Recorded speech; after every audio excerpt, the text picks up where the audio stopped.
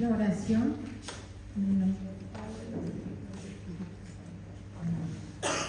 Vamos a leer el trozo final del Evangelio de este domingo, ¿no? Solamente el final.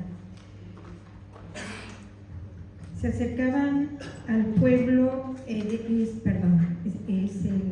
camino de Maús, ¿no? El Evangelio del camino de Maús. Entonces, se acercaban al pueblo donde se dirigían y él hizo ademán de seguir adelante, pero ellos le insistieron: quédate con nosotros, que se hace tarde y el día se acaba. Entró para quedarse con ellos, y mientras estaba con ellos a la mesa, tomó el pan, lo bendijo, lo partió y se lo dio. Entonces se le abrieron los ojos y lo reconocieron, pero él desapareció de su vista.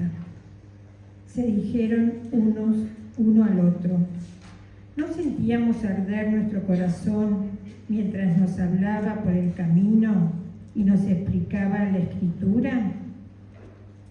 Se levantaron al instante, volvieron a Jerusalén y encontraron a los 11 con los demás compañeros, que afirmaban: realmente ha resucitado el Señor y se ha aparecido a Simón. Ellos, por su parte, contaron lo que les había sucedido en el camino y cómo lo habían reconocido a partir del pan. Palabra del Señor. Bueno, esta lectura es maravillosa. Este texto enfocamos en el final, porque si no es muy largo, ¿no? Es una verdadera parábola en la que el protagonista principal es el Señor. Al final dice que se reúnen con los discípulos, con los otros 11, para comentar la resurrección. Y esa es una hermosa imagen de nuestras comunidades, de la iglesia, de las comunidades pequeñas y también de nuestra comunidad como consultoría de familias. Todos, cada uno de nosotros, en nuestro camino, en nuestra vida, tenemos experiencias personales. Cuando ponemos esas experiencias personales al servicio de otros, esas experiencias nuestras ayudan a abrir los ojos, a encender el corazón, y entonces inmediatamente el resucitado surge y sale al encuentro. Para Lucas, la resurrección, dice, siempre sucede allí donde el corazón se conmueve hasta en lo más profundo.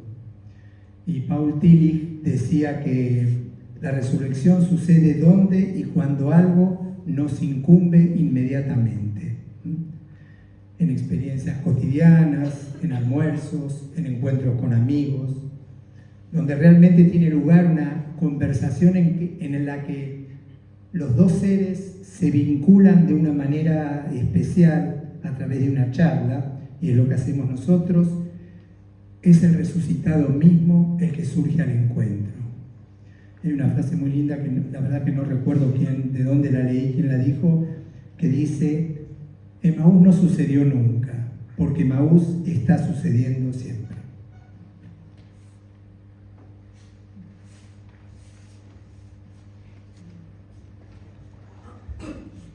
Yo tengo otra más linda.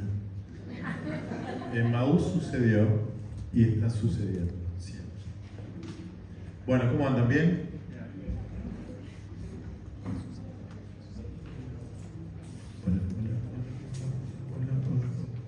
Sí, ahora sí, un poquito más fuerte. Bueno, yo les decía la vez pasada que los dos primeros encuentros, por tanto el anterior y son un poco más generales, en algún punto teóricos, pero con aterrizaje, que son como, digamos, reflexiones fundamentales para todo lo que venga después, como instrucción un poco más práctica, más concreta sobre lo que significa consultoría familiar y qué significa ser consultores familiares, ¿no? La vez pasada hicimos como una fenomenología de los vínculos humanos y cómo la constitución de nuestra propia personalidad tiene que ver con nuestros vínculos primarios, y de ahí en más toda nuestra capacidad de vinculación nos va enriqueciendo hasta configurarnos. Soy yo gracias a ustedes, sos vos gracias a él en gran medida y viceversa, y lo mismo con sus hijos y así. Trabajamos mucho, ¿no?, la cuestión vincular. Bueno, aun cuando todo el seminario está dictado por personas de fe, entre las cuales me incluyo, a personas de fe, entre las cuales los incluyo a ustedes, la mirada entonces de todo el seminario es una mirada que está transversalizada por la fe. No obstante eso, quizás este encuentro de hoy sea el que ponga la mirada más religiosa, más sobrenatural, más creyente, más explícitamente creyente. ¿Qué quiero decir con esto? Que bueno, va a haber muchos abordajes, la vez pasada como más fenomenológico, filosófico, psicológico, personalista, bueno, habrá miradas más psicológicas, más legales, más sociales y así, más metodológicas en cuanto a la técnica, a la práctica y a la actitud de un consultor. La mirada va a ser, sobre todo en esta primera parte, muy teológica, o bastante teológica. Y creo que la Iglesia se los debe a ustedes. Ustedes están casados, la mayoría, con el sacramento de matrimonio, y si no, son bautizados, o sea, tienen la inserción en el misterio de Cristo, y desde ese lugar viven todo. El amor matrimonial, familiar, el laburo, las relaciones familiares, el protagonismo de sus comunidades parroquiales, desde esa inserción en el bautismo. Por tanto, me parece que la Iglesia les debe a ustedes esta mirada de fe sobre el vínculo matrimonial y familiar. No digo cuando la tengan, les debe una mirada más sistemáticamente profundizada en ese vínculo. Entonces, la primera parte, hasta la pausa, vamos a trabajar mucho la mirada sacramental de los vínculos, especialmente el matrimonio familiar. Y después de la pausa, ya sobre esa mirada teológica del vínculo matrimonial, vamos a aterrizar en la espiritualidad matrimonial, la pastoral del matrimonio y la familia, y ahí sí, que es lo último que vamos a ver hoy, vamos a ver cómo consultoría familiar se incluye dentro de la pastoral familiar. ¿Ok? Bueno, yo les voy a pasar, como le pasé ya a Ricardo, no sé si él se los pasó, el PowerPoint. ¡Ay, se los pasó! ¿Sí? ¿Y el apunte? ¿El apunte pasaste? ¿Me llevaste el apunte? Bueno, el apunte de esto es una parte de un libro mío que es una tesis, así que es un texto un poquito sofisticado. Pero los que lo lean después le damos un diploma de teólogos del amor. ¿Vale? Diplomatura Teólogos del Amor, para los que lean el apunte, que es el soporte. Esto que vamos a ver ahora es una partecita de ese apunte. Y bueno, como es un poco más sofisticado el contenido, me voy a tener que sentar porque voy a seguir mis apuntes. Así que no se me duerman al fondo, como en el colegio. Arrancamos entonces los temas del día. Sacramentalidad de la pareja humana. Cuando hablamos de la sacramentalidad, ¿saben lo que es un sacramento? Es un signo que tiene un significado, un contenido sagrado. Es un signo sagrado. ¿Qué es lo sagrado? Es un signo, una experiencia simbólica que nos hace encontrar con Dios y experimentar su salvación. Los sacramentos son encuentros de salvación con Dios vividos simbólicamente, ritualmente, experiencias de salvación.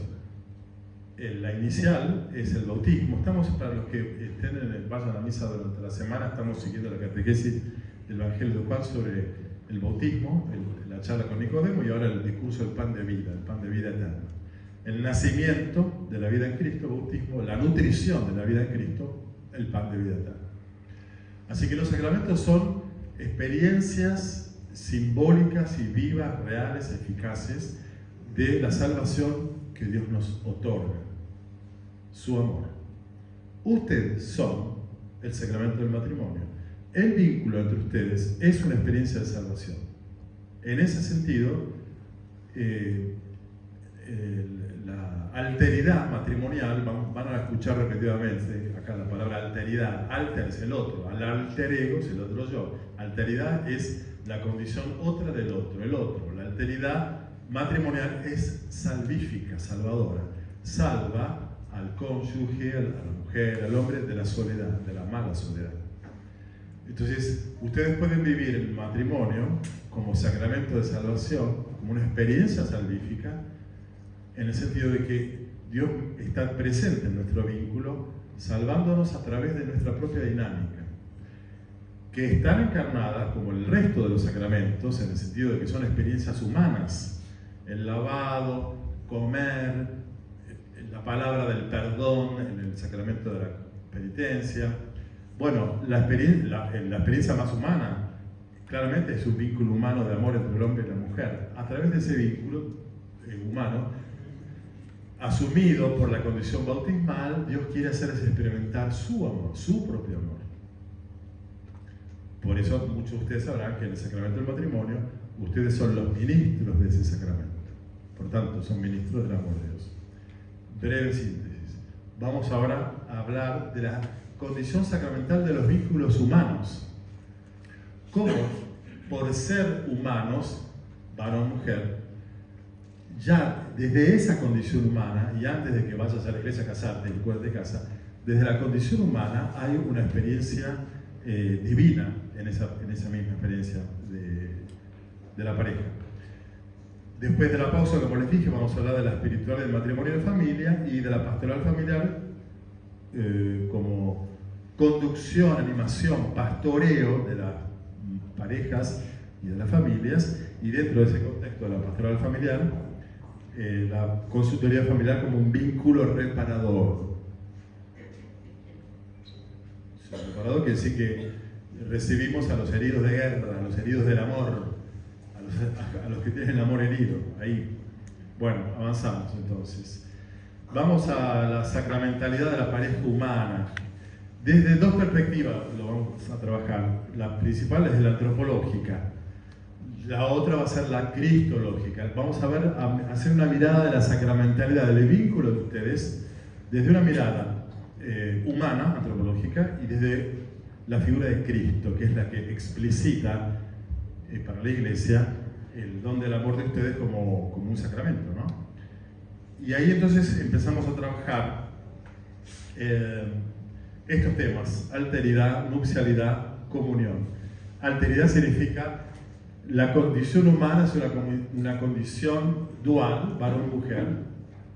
En el inicio de la humanidad es ese, y entonces ese vínculo de alteridad que en su origen es sexuado, es decir, es varón-mujer, después abre a la familia, y a la familia de familias, y a la sociedad, y al mundo humano. Entonces, vamos a trabajar las alteridades, sobre todo la nupcial y familiar. Por eso aparece allí el tema de la nupcialidad, porque cuando Dios crea al ser humano, lo crea en esta dualidad varón-mujer, o sea que la condición humana, por ser creada, es nupcial. Los androides de la humanidad somos los curas que no nos casamos, pero la condición humana es nupcial. De todos modos, yo encarno la condición nupcial desde otro lugar. Como alguna vez un consultor que hizo este seminario hace unos años, un retiro de matrimonio, me dijo: yo no sé cómo chico sabe tanto del matrimonio si no está casado. No, ok, le dije, lo dijo así el grupo: no estoy casado, pero estoy desposado. Le dije: ah, bueno. Quiere decir que la condición humana es nupcial, per se. Es decir, es vincular de una totalidad a otra totalidad. En el caso mío, puenteo a la figura femenina, a la mujer, y estoy desposado con Dios. Estoy consagrado a Dios, como si una mujer religiosa está desposada con Cristo. Bueno, alteridad, nupcialidad y comunión. Precisamente, bueno, la comunión es la unión de los miembros de una pareja. Vamos a trabajar esos temas con este primer comentario: la nupcialidad de la historia de la salvación. ¿A qué me refiero? A que desde la página 1 a la página 1000, la última página de la Escritura, que pone testimonialmente por escrito la historia entera de la salvación, desde la creación hasta la nueva creación consumada el Apocalipsis, toda la entera historia de la salvación tiene una clave nupcial, es una inclusión, dicen los biblistas. La inclusión es cuando un texto narrativo empieza y termina con la misma expresión. Empieza la historia de la salvación como con una pareja que tiene que unirse y ser una sola carne, ahora lo vemos. Termina con el desposorio, las bodas del Cordero, la Jerusalén celestial que desciende al cielo para unirse, la nueva humanidad, unirse en alianza esponsal con el Cordero que es Cristo, esposo. Dios se une a la humanidad. Entonces, empieza y termina así, y a lo largo de la historia de la salvación, la cifra nupcial, la clave de la expresión nupcial recorre toda la Biblia. Por eso los profetas utilizaban esta metáfora nupcial para hablar del vínculo de Israel con Dios.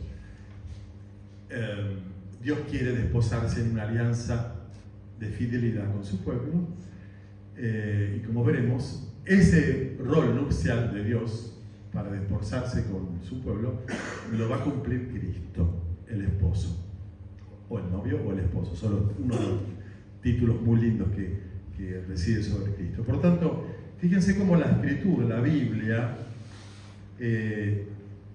termina finalmente expresándose en este vínculo. Ahí ustedes ven un vínculo de pareja que es un vínculo nupcial, es una alianza de amor. Bueno, esa alianza humana es metáfora, insisto ahora, signo, sacramento, de la unión de Dios con la humanidad, que es una alianza salvadora, salvífica. Y entonces avanzamos con el primer texto del libro del Génesis. En el primer capítulo hay dos relatos, ¿se acuerdan? En el Génesis sobre la creación del hombre a imagen de Dios, y el otro diferente, con otra connotación distinta, que es lo que vamos a abordar ahora. Les resumo ese primer relato de 1, 26, 31. Al principio creó Dios el cielo y la tierra. Dios dijo: hagamos al hombre a nuestra imagen, según nuestra semejanza. Y Dios creó al hombre a su imagen, lo creó a imagen de Dios, lo creó varón y mujer. Y los bendijo diciéndoles: sean fecundos, multiplíquense, llenen la tierra y sométanla. Dominen a los peces del mar, a las aves del cielo y a todos los vivientes que se mueven sobre la tierra. Ese primer texto tiene una categoría que es la que trabajo ahora, que nos interesa a nosotros trabajar ahora, para ver por qué ustedes son un signo del amor de Dios el uno para el otro, un signo de la experiencia de Dios que salva. Porque el ser humano es imagen y semejanza de Dios. Y es imagen, no tanto en el momento de la soledad, para el segundo texto que necesitaba, sino en el momento de la comunión. El momento de la comunión es cuando el hombre, el ser humano, es imagen de Dios. La semejanza se realiza en la medida en que esa pareja vive lo que Dios es. ¿Qué es Dios? Es amor. El hombre es imagen de un Dios que es amor. Se asemeja a Dios en el momento cuando vive el amor. Entonces la categoría semejanza, demut, seled es semejanza, seled es imagen, demut en hebreo semejanza, habla de la dinámica de hacerse cada vez más imagen de Dios mediante el amor. Ahí subrayé cómo abre la Biblia con ese verbo Bereshit bara Elohim, creó, barak. Barak es un verbo que se utiliza, me sobran los dedos de las dos palmas de mi mano para contar en todo el Antiguo Testamento cuando se utiliza el verbo barak. Lo utiliza Isaías y el Génesis, nada más 6, 7 veces. En este texto aparece 4. En un solo versículo 3 veces. Barak es una acción exclusivamente divina, solo Dios es sujeto de ese verbo crear, que hace que se despliegue un poder inédito y de la nada aparece lo que Dios crea con ese verbo. Cuando se dice en un solo versículo que Dios creó al hombre a su imagen, lo creó a imagen de Dios, lo creó varón y mujer, lo creó, ¿qué está diciendo? Que el hombre, el ser humano, varón y mujer, imagen de Dios, no es Dios. La imagen, seled, en la Biblia tiene un sentido intenso.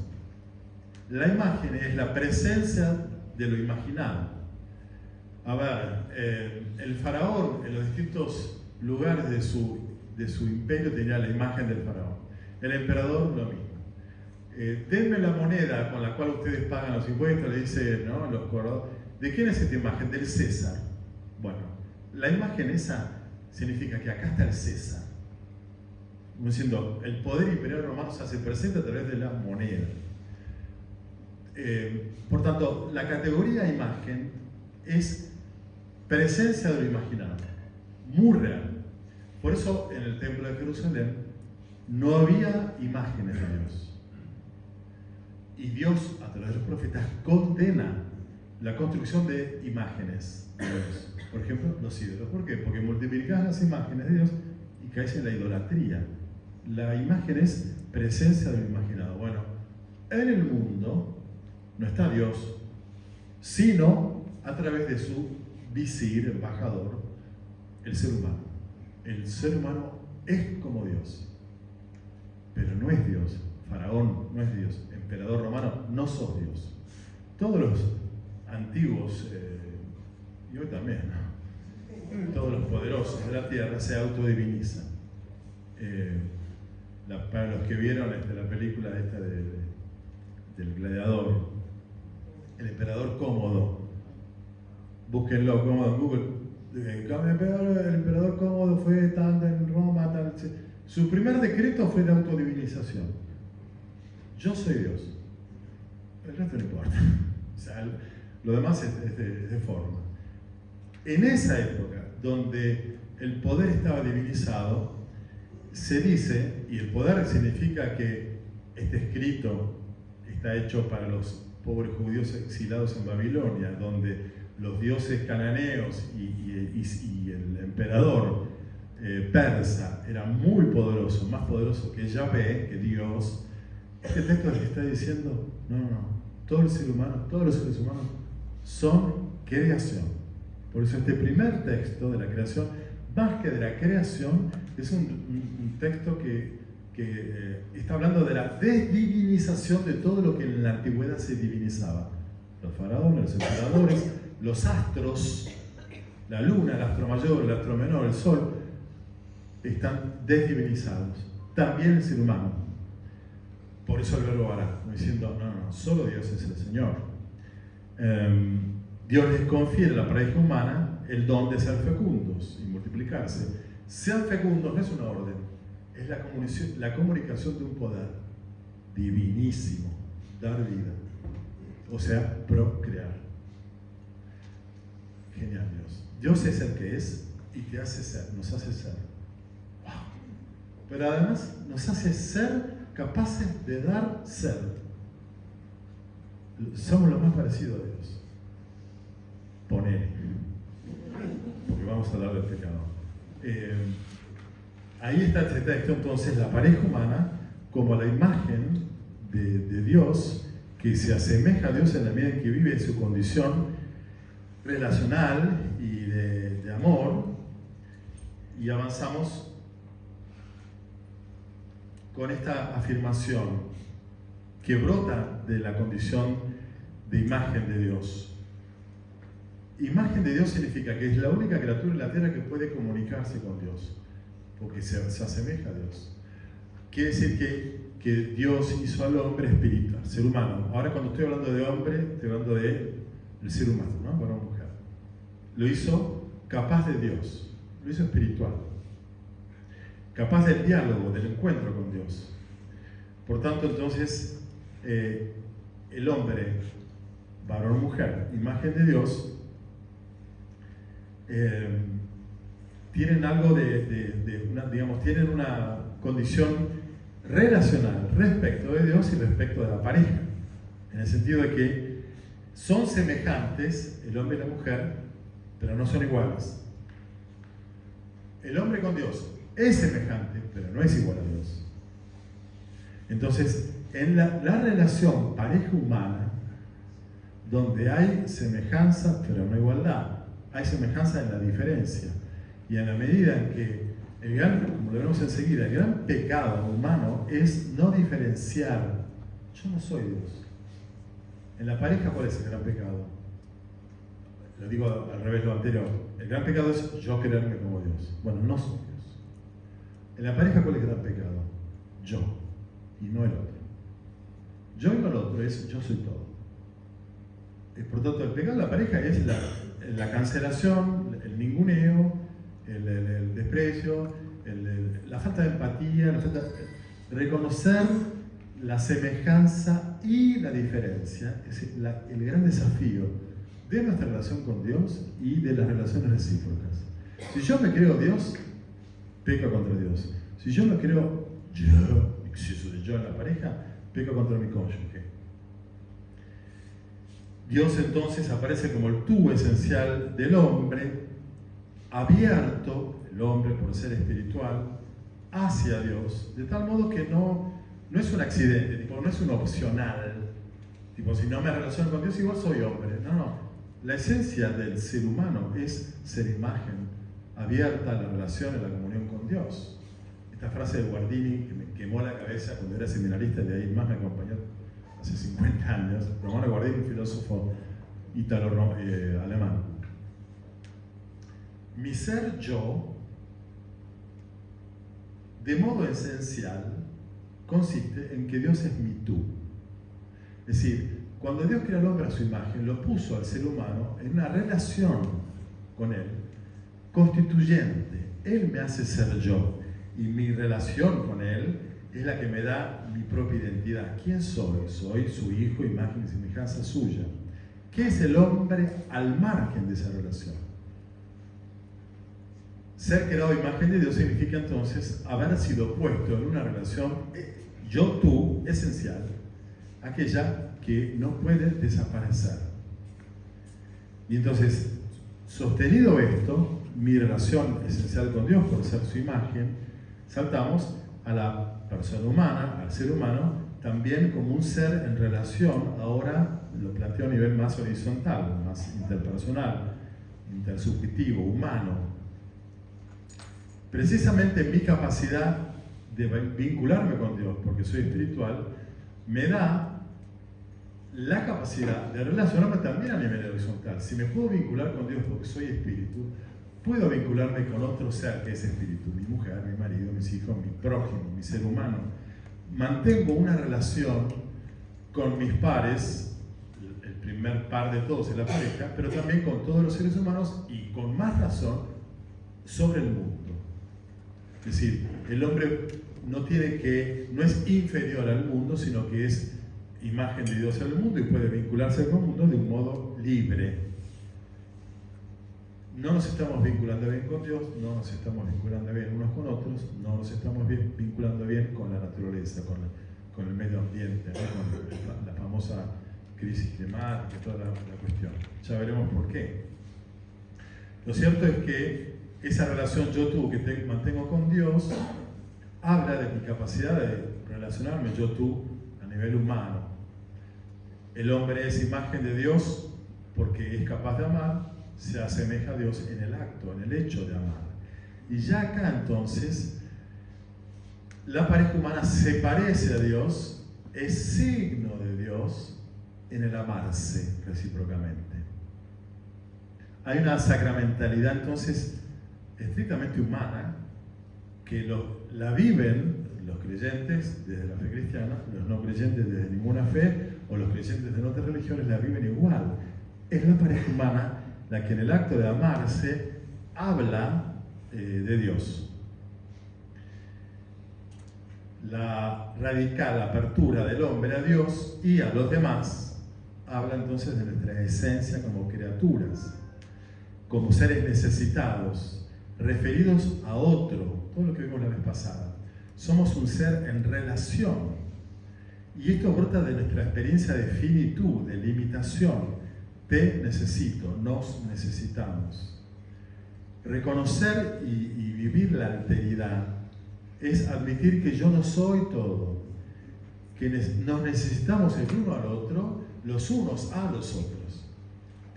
Y esto es una profesión de fe en que no soy Dios. La primera fuente para reconocer la alteridad es la diferenciación sexual. acá estoy hablando desde la antropología bíblica, no me meto con el tema de género, cultura actual y qué sé yo, pero está claro que la primera alteridad es sexual. Dios no crea dos varones o dos mujeres, crea un hombre y una mujer. Y entonces, la primera fuente del reconocimiento de la alteridad es la diferenciación sexual. La condición sexuada de la persona humana, el hecho de ser varón y mujer, no es algo accidental, es configurador de mi identidad, lo sexual. Por eso, todo el candombe de género hoy, bueno, está en algún punto poniendo en cuestión este tema identitario, digamos, del hombre como criatura, imagen de Dios, varón-mujer. Y a través de esa diferenciación, el hombre, el varón, no es todo el ser humano, la mujer no es todo el ser humano. El ser humano completo es el varón y la mujer. Esto significa que el ser humano no se basta a sí mismo, que está orientado al otro. Hacia el otro puede ser sí mismo, desde el otro es sí mismo. ¿Me siguen? Sí. ¿Se entiende esto? Oye. Y lo último.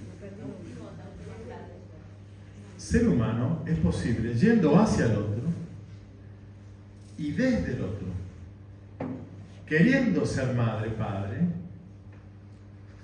y desde tu hijo sos madre, padre. Es decir, abriéndote al otro, y el otro es el que te hace vos. Tu esposo te hace mujer, lo vimos la vez pasada. Tu hijo te hace madre, etc. Ustedes me hacen cura. Entonces yo soy cura de ustedes. Pero el primer movimiento es ir hacia mí. Me gustó ser cura, ponele, me llamó Dios, Quiero vivir para ustedes. Ok, ahora, en el hecho de vivir para ustedes, desde ustedes me configuro sacerdote y aplíquenlo a las relaciones entre ustedes. Por eso entonces, un vínculo con el otro posibilita la realización del ser humano como persona, ya que la alteridad es un factor constitutivo de nuestra identidad. Soy yo siempre con otro, entre otros, gracias a otros, y así todo lo que vimos la vez pasada. Por eso, para poder descubrirse como yo mismo y llegar a ser yo mismo, el hombre necesita al varón, necesita de ese otro que es la mujer, y ella lo mismo respecto de él. Por tanto, el otro se convierte en gracia y salvación. El otro te hace ser vos. Te salva de tu soledad y de tu insignificancia, porque ¿quién soy yo si estoy solo? ¿Quién soy yo si no soy para nadie, con nadie, desde nadie? El otro es gracia, es don y es salvación. Y estoy usando categorías sacramentales, aún hablando del punto de vista humano.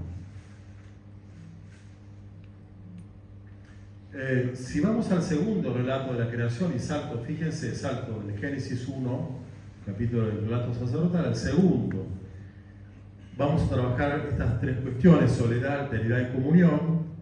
¿Por qué? Porque así es el texto. El Señor Dios modeló al hombre con arcilla del suelo y sopló en su nariz un aliento de vida. El nefesh. El hombre está hecho de arcilla, o sea, es material, es biología, con el aliento de Dios. La vida de Dios es biología divinizada, tiene algo divino, tenemos algo divino. El otro texto decía la imagen, somos espirituales. Así el hombre se convirtió en un ser viviente biológica y divinamente. Somos tierra, pero no tendríamos vida humana si Dios no hubiera insuflado en nosotros su vida divina. Y después dijo el Señor Dios: no conviene que el hombre esté solo, voy a hacerle una ayuda adecuada. Entonces el Señor Dios hizo caer sobre el hombre un profundo sueño, y cuando éste se durmió, tomó una de sus costillas y cerró con carne el lugar vacío. Luego, con la costilla que había sacado del hombre, el Señor formó una mujer y se la presentó al hombre. El hombre exclamó: esta sí es hueso de mis huesos y carne de mi carne. Se llamará mujer, porque ha sido sacada del hombre. Por eso el hombre deja a su padre y a su madre y se une a su mujer, y los dos llegan a ser una sola carne. Los dos, el hombre y la mujer, estaban desnudos, pero no sentían vergüenza. Comentario, entonces, de este texto.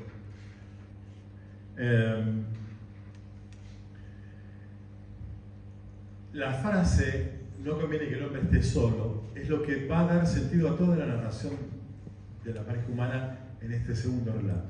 La constatación de Dios de que no es bueno que el hombre esté solo. Hombre en ese texto es Adam, con el artículo ha-daman, que es como un neutro, es el ser humano, no es el varón, el hombre, es Adam, que con ese artículo ha-adam es el ser humano, el ser humano. Adam viene de Adamá, porque fue hecho de la tierra. Adamá es tierra. La traducción literal sería Dios hizo el terrícola, sería tomado de la tierra, el ser humano. Biología, ¿no? Insuflada con el aliento divino. Por tanto, ser humano ya es distinto de mera biología. Bueno, este ser humano está solo. Y en soledad no está bueno. Hay como una especie de constatación radical. La peor herida humana es la soledad. Fíjense que ustedes, como consultores futuros, están trabajando sobre una cuestión antropológica clave, que es ayudar a que las personas tiendan puentes para no quedar en soledad. Pero también quiere decir, como lo veremos enseguida, espero llegar, la capacidad de vincularidad está gravemente herida. Entonces, la herida toca lo esencial del ser humano, que es la soledad.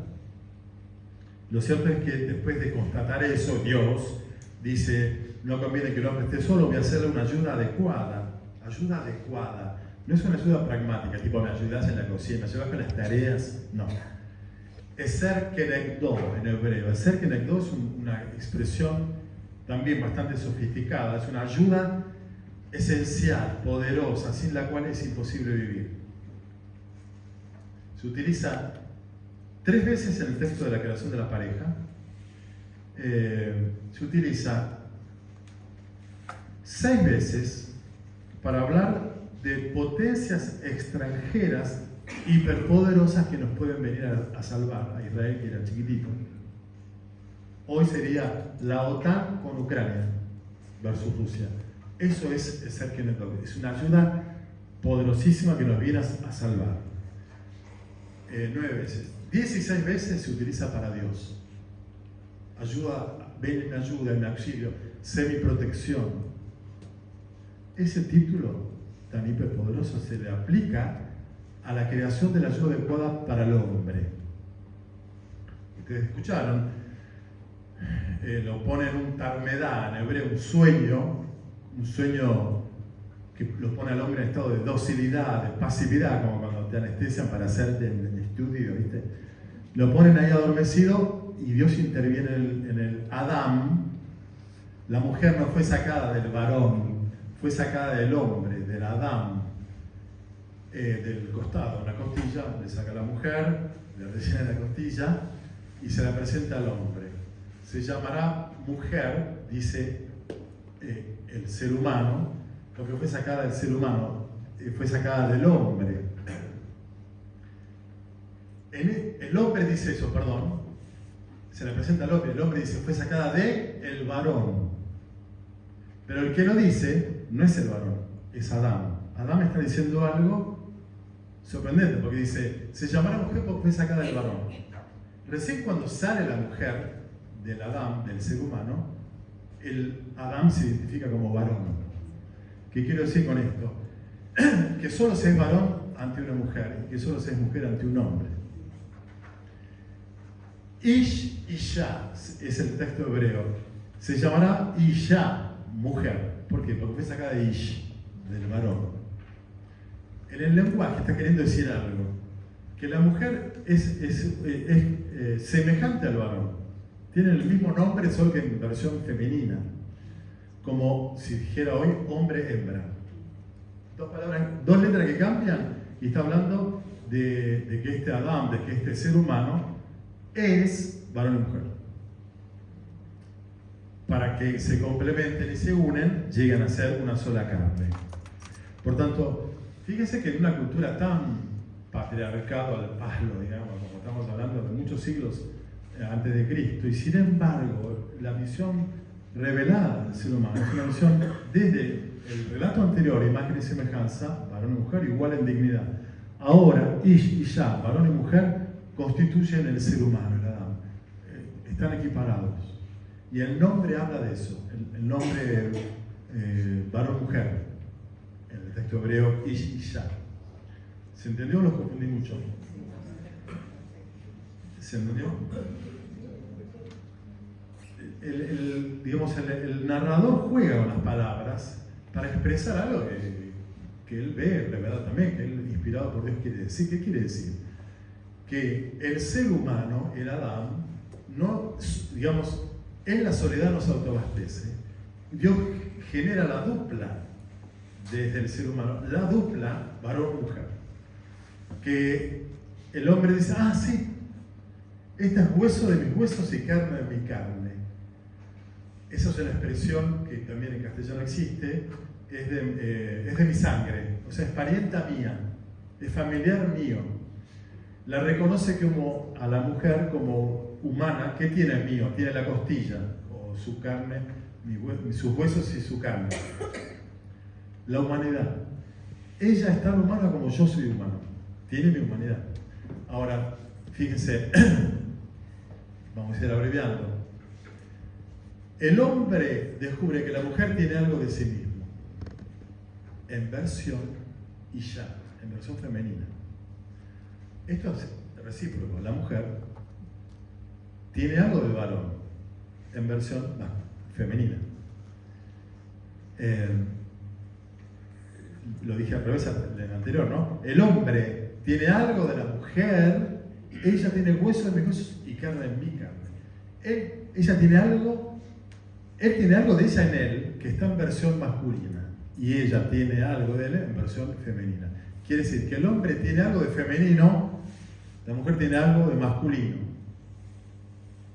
Que como dijimos la vez pasada, y hoy también aparece en la punta que les pasaré, es la primera integración que trabaja Jung de la psicología de la integralidad, de la integración del sí mismo. Crecer tiene que ver con que yo, hombre, integre mi lado femenino. Sensibilidad, mirada intuitiva, emocionalidad, todo lo que quiera. La mujer que integre su lado masculino, fortalecer, pararse bien, poner límites. Hay hombres que tienen mucho de femenino, hay mujeres que tienen mucho de masculino. Y entonces la idea sería que esos aspectos duales, polares, se integren en una versión única, original, que es la tuya, la mía. Y cada uno tendrá integrado su lado femenino y masculino. Lo cierto es que si yo estoy en conflicto con mi lado femenino, me voy a llevar mal con las mujeres. Y mi problema no son las mujeres. Es que yo no tengo integrado mi lado femenino. Y viceversa. Si la mujer tiene problemas con los varones, no tiene suficientemente integrado en sí misma su lado femenino, entonces su lado masculino. Entonces, ¿qué quiere decir? Esa polaridad varón-mujer, Ish y Ya, tiene que llegar a ser una sola carne, no solo para complementarse, sino para lograr la integridad, la integración del sí mismo en cada uno. Dicho de otro modo, a lo largo de los años que ustedes tienen de casados, ojalá cada uno de ustedes, como sujeto, es una persona más completa que antes de enamorarse y casarse. Abrir tu vida al ingreso del otro en tu vida te fecundó, hizo disparar en vos un montón de riqueza vinculada con la sexualidad del otro, con la condición sexual del otro. Entonces fuiste integrando tu lado masculino y femenino, que si no lo pudiste ir integrando, bueno, la falta de integración de uno con uno, ya lo dijimos la vez pasada, genera conflicto con el otro. Entonces la comunión está al servicio de la integridad. Cuando hay integridad en mí, es más posible vivir la integración, la complementación, la comunión de uno con otro.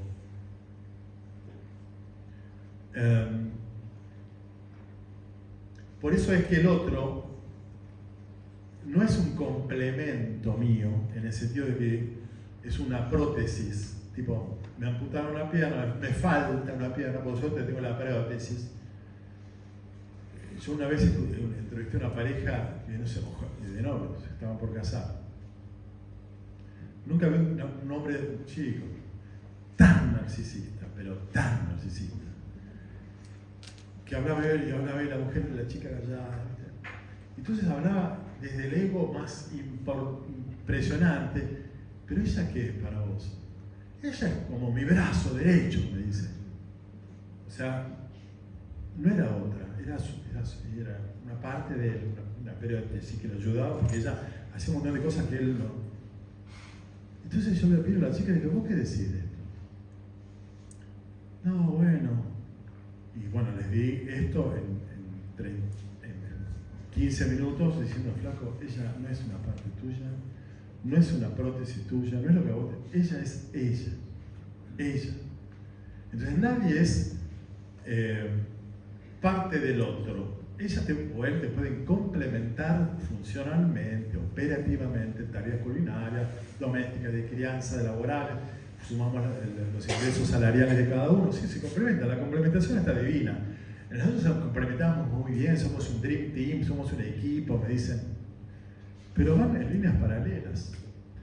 Y la complementación tiene que estar al servicio de la completud. La completud es lo que se logra con una muy buena comunión, donde yo, en comunión con vos, me completo a mí mismo. Nadie es medio checo, medio fulano, medio... No, somos todos completos. Que tenemos que completarnos. Crecer significará llegar a ser completamente yo. ¿Se entiende esto? Para ser completamente yo es que nos necesitamos unos a otros y una sana, linda vincularidad donde gracias a vos y a vos y a vos soy más completamente yo. Entonces, esa experiencia donde el hombre y la mujer reconocen que ella tiene algo de mí y yo de ella, hace que se produzca la atracción. Voy a buscar en el otro lo que me falta a mí y que ella encarna, o él encarna, plenamente. Yo tengo algo, tengo como un sonido femenino en mí, varón, que hace que cuando veo a una mujer femenina me sienta atraído por ella. Porque yo lo tengo adentro, pero en germen. Entonces hay una mutua atracción por la semejanza. Por eso sería enfermo que yo me sienta atraído para tener una vida matrimonial con un perro, una perra, una planta o un objeto. Es tan perverso casarse con la profesión, por ejemplo, ¿no? Y que la mujer esté ahí, ese tipo está mal. Yo atiendo muchas, esta mañana, por ejemplo, una mujer viuda porque su marido está vivo, pero está casado con su laburo. Bueno, evidentemente hay una falta ahí de integración, ¿no? Muy fuerte. Entonces, la atracción se debe al hecho de que hay una semejanza y una diferencia. Somos humanos, pero yo no soy mujer y vos no sos varón, entonces nos atraemos mutuamente. Esta atracción recíproca hace que, unida a la pareja, una sola carne, el varón se salve como Adán, se salve como humano. Y la Isha, en la comunión con el Ish, se salve como humana, como Adán también. Logrando no estar juntos uno al otro, sino en comunión uno con el otro para lograr la propia completitud humana. Ser totalmente yo, gracias a vos, con vos, para vos, etc. Fíjense cómo ese vínculo entonces guarda una gran relación con el vínculo con Dios. ¿Por qué? Porque yo tengo algo de Dios, la imagen. Y eso hace y Dios tiene algo mío, la humanidad. Ni hablar desde la encarnación. Dios es hombre. Y yo soy divino por su imagen. Entonces también el hombre tiene una atracción con Dios. Entonces me atrae, cualquier ser humano de cualquier religión siente atracción hacia lo divino porque encuentra en lo divino la plenitud de sí mismo. Y a nivel horizontal, humano digo, el varón siente atracción por la mujer y ella por él porque sienten que en el otro está su completud también. Por eso este vínculo humano, donde atraídos recíprocamente sentimos que estamos salvados en nuestra humanidad, puede ser, este vínculo humano, sacramento, signo del otro vínculo, del vínculo con Dios. ¿Ahí me siguieron o se perdieron en la curva? Como la condición creada me dice que yo no me basto a mí mismo, necesito de los demás, especialmente el varón de la mujer y la mujer del varón. Y del ser humano, con ese otro divino que es Dios, yo no me basto, no soy Dios. Por eso busco a Dios. Bueno, en este vínculo horizontal, terreno, humano, afectivo, hay una expresión limitada, porque somos humanos, de esta otra vincularidad que me une a Dios y a la cual estoy destinado. Por eso Jesús puede decir que acá en la tierra sí nos casamos, en el otro lado nadie se va a casar. Porque este vínculo salvífico para ustedes, que los salva de la soledad, de la incompletud, en el cielo vamos a ser completamente nosotros. ¿Qué va a quedar del vínculo matrimonial? Surprise. No, pero positiva. Sorpresa. Todos los vínculos humanos van a estar redimidos, pero una vez es como si yo tengo, no sé, ¿cómo ilumina el celular? Llego al cielo, digamos, de noche, ¿no? Mira, aparece el sol alumbrando. Chao. El celular no existe cuando está a la luz del sol. Vos le podés decir a tu mujer, ay, sos un sol. Sos un sol, cuando te encuentres con el sol de verdad, que es Dios. ¿Qué hace, Cordelia? O sea, no sé cómo va a ser. No va a ser despectivo, al contrario, el humano va a estar sublimado en Dios, no devaluado, al revés, acá está devaluado, en Dios va a estar sublimado. Lo cierto es que este vínculo de ustedes es metáfora del otro vínculo, de aquel tubo esencial que es Dios para el ser humano. Ahí me corrieron con la vaina con un cartelito. Yo tengo mi cronómetro propio, ¿eh? Sí, no, acá tengo 7, porque son 52 minutos desde que empezó el matrimonio a rezar. Así que tengo 7 minutos. Y corriendo. Bueno, pará. Vamos a sacar todo. Tic. Bueno, a ver cómo avanzamos. Fecundidad de la pareja humana. Bueno, ya les dije algo. Dios nos dio vida y nos dio el don de dar vida. Tremendo. Bueno, son de las cosas que más a mí me impactaron cuando mis hermanos fueron padres. Mi hermana madre y mi hermano padre. Me enloquecí, no puedo querer. Hijo de puta, mi hermano mellizo. ¿Cómo hizo esto? Es un milagro. Bueno, la comunicación de la imagen divina se da de generación en generación.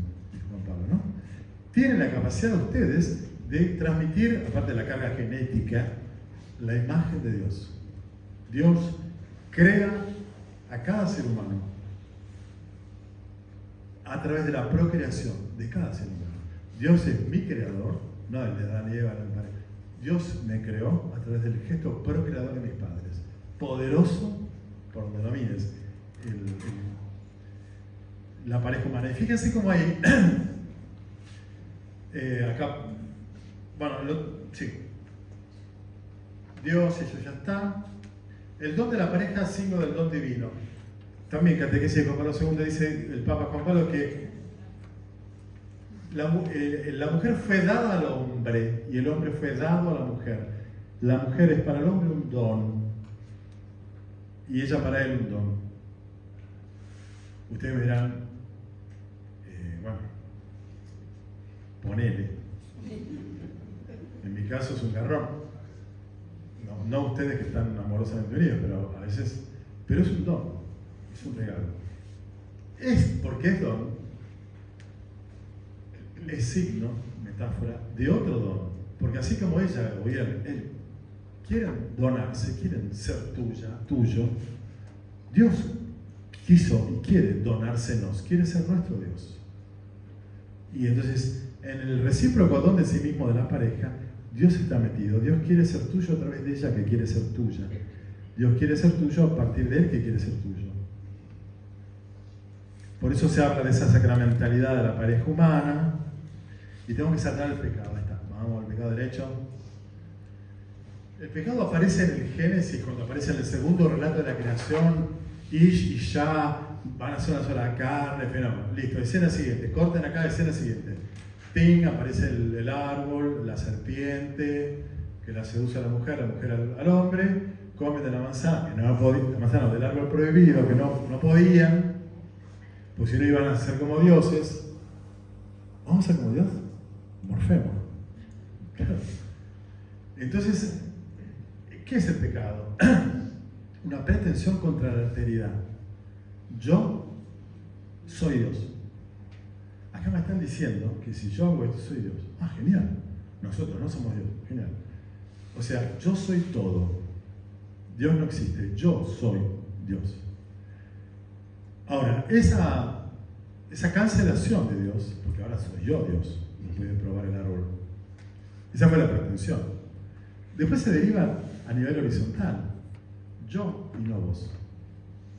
Entonces, el pecado es cancelación de la alteridad del otro Dios y del otro humano. ¿Qué es lo que es la agresión en la pareja, la violencia familiar, qué sé yo? Es que matar al otro. ¿Qué es? Es el yo que se impone totalitariamente al otro. Que no es solamente boxeándolo al ser querido, entre comillas querido, sino ninguneándolo, no atendiéndolo, no mirándolo, no escuchándolo. Tipo, sos un potus para mí. Eso es pecado. O sea, pecado por acción o por omisión, en el fondo, la pretensión que tuvieron los primeros padres, que son, el Adán es el ser humano interior que todos tenemos, es el conflicto con la alteridad. Y entonces fíjense, lo que más necesitamos para ser nosotros es lo que más nos hincha la paciencia. Y por eso, en fin, ya estoy. Tengo 2:30. No, yo voy al tecnológico, ahí me pone un cartelito hecho a mano.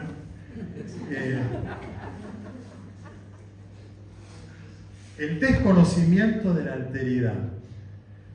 Cuando el Adán dice, esta se va a llamar mujer porque fue sacada del varón, fue sacada del hombre.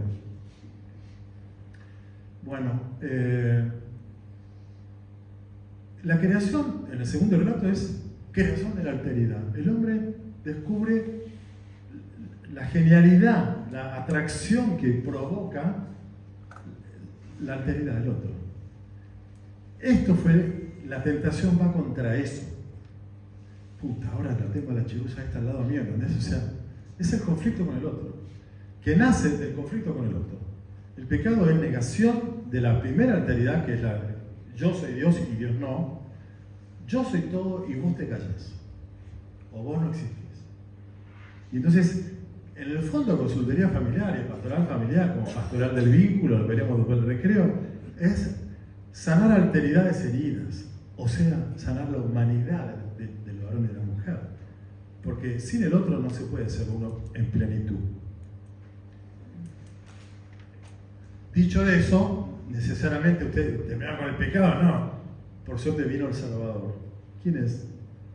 Pretensión contra la alteridad. Fíjense las imágenes, ¿no? Porque acá puse el vínculo, ahí el vínculo en conflicto de la pareja, vos, la acusación, ella me dio de comer el fruto. Fíjate cómo están las imágenes actuales de la proyección que vimos la vez pasada, es el Génesis. ¿Y quién se jode? Los chicos. Ahí está la pareja atrás discutiendo y esto desparrama una crisis familiar que son las que queremos ayudar a salir. desde la perspectiva cristológica, si mirando la alianza esponsal, digamos a Cristo como Salvador, si dijimos Cristo es el Salvador del hombre, el hombre es nupcial por esencia, para una mujer, lo que hay que salvar es la nupcialidad del ser humano, su capacidad vincular. ¿Quién la puede salvar? ¿Un androide? No. El Dios de la alianza, que se autopercibió y se reveló como esposo por medio de los profetas y se encarnó como esposo. Un esposo salvará la nupcialidad, la alianza esponsal de Cristo con la iglesia. Por eso así aparece el texto que les pasaré. Jesucristo, es el nuevo Adán, como dice Pablo. Acuérdense, Adán es hombre en el sentido humano. Es el hombre nuevo, es el nuevo Adán. Y si el hombre primordial es esposo, esposa, el hombre nuevo tiene que ser esposo. Por eso es que ese árbol prohibido ahí es el árbol de la cruz. Jesús, en el pleno don de sí mismo, entregado en la cruz, se constituyó un esposo de la iglesia. Y acá hay dos escenas que son muy importantes. El amor salva el amor. Ahí está. En la cruz aparece, al pie de la cruz en el Evangelio de Juan, la madre de Jesús y el discípulo amado. Metáforas y María Magdalena. El símbolo de la iglesia, la comunidad, la pequeña comunidad. Inclinando la cabeza entrega el Espíritu. El Espíritu es la vida, el soplo. ¿A quién? A la iglesia naciente, ahí fiel, que está unida a Cristo esposo. ¿Por qué Cristo esposo? ¿Cómo le dice Jesús a su mamá? Ay, mamá, ay, María, ay... No, mujer le dice. Mujer. Ahí tienes a tu hijo. Mujer es como... el texto original, digamos, es lo mismo que en castellano. Es esposa. Mi mujer.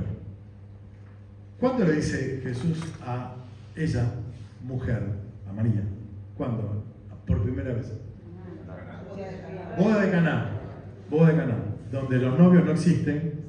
Existe Jesús, que viene a inaugurar su ministerio salvador como esposo en una fiesta de bodas. Juan es un genio. Y Jesús le dice a su madre, mujer, ¿qué tenemos que ver nosotros? Es el inicio simbólico, lo que pasó en Caná, de esto. No ha llegado mi hora. Pero bueno, ya que lo decimos, empecemos con los signos. Ahí sí llegó la hora nupcial. Esa es el desposorio de Dios con la humanidad, donde Cristo juega el rol esponsal entregando la vida y la iglesia, simbolizada en el discípulo amado y María, reciben el Espíritu, la vida entregada. En versión de los Hechos de los Apóstoles, en Lucas es Pentecostés. La iglesia se esposa porque recibe el amor, el Espíritu de Cristo esposo. Y ahí es donde se queda desposada entonces la... fíjate que esto es final, para lo que me está... Ahí está, esto significa... para que tengas tranquilo, no, igual voy a seguir. La salvación está cumplida por un esposo que desposa a la humanidad y salva entonces desde ese amor nuevo la alteridad nupcial. Por eso entonces el vínculo matrimonial es, ahora sí hablo del sacramento del matrimonio o del amor, el vínculo de los bautizados, está herido, somos Adán, y está salvado por el nuevo Adán, por Cristo. La experiencia matrimonial de los cristianos es doble entonces. Ella te salva, él te salva, él te hiere, compite, te ningunea, porque ese vínculo está herido por el pecado. Y en la medida en que esa pareja se abre, no solamente el uno al otro, sino los dos, a Dios, ahí entra el esposo a salvar la nupcialidad de los esposos, de la pareja. Por eso se le llama sacramental a este vínculo. Porque no es una condena estar casado, es una salvación estar casado. Pero hay que vivirlo saludablemente. La fe ayuda para eso, por supuesto. La fe encarnada. Y por eso entonces vale la pena hacer esta mirada sacramental salvífica de los vínculos. De aquí en más, ya como en la primera charla, hablaremos más de la dimensión encarnada, ¿no? De la vincularidad, y todo eso será sacramental. Es decir, todo lo que ustedes trabajen para salvar el vínculo de la pareja y con los hijos y qué sé yo, a través de esa sanación humana está trabajando la gracia de Dios, precisamente porque el vínculo es sacramental. No es cuando se van a confesar que el sacramento actúa en el amor intercambiado entre ustedes y de ustedes con sus hijos, etc. ¿Ok? La parte que viene es mucho más fácil. ¿De esto alguna pregunta? Bueno. Dale, vamos a tomar la leche, no sé qué.